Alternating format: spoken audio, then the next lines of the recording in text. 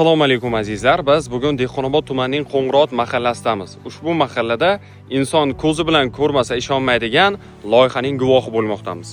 Ushbu loyiha qiymati 130 ming AQSh dollarini tashkil etuvchi bodomzor tashkil etilgan bo'lib, 17 gektar yer maydoniga 12 ming dona bodom ko'chatlari ekilgan va har bir bodom ko'chatlarining tagiga plastik idishlari hamda tomchilatib sug'orish usulida sug'orish tizimi tashkil etilgan. Albatta ushbu loyiha yaxshi daromad keltirishiga biz ishonamiz. Loyiha rahbari tadbirkorimiz, assalomu alaykum aka. Boshlagan ishingizga omad tilaymiz. Endi yaxshi niyat qilish kerak, harakat qilish kerak. Meni fikrim shu. Bizlar ham endi bir niyat qilganmiz. Eng qoyil qoladigan joyi 12 ming bodomni deyarli har biri ko'kargan, daraxtlar qurimagan hech qaysisi. Buni o'zi bir katta mehnat, o'zi katta matonat. Maydon to'liq agrojeniya qilib o'rab chiqilgan, suv tortib chiqilgan.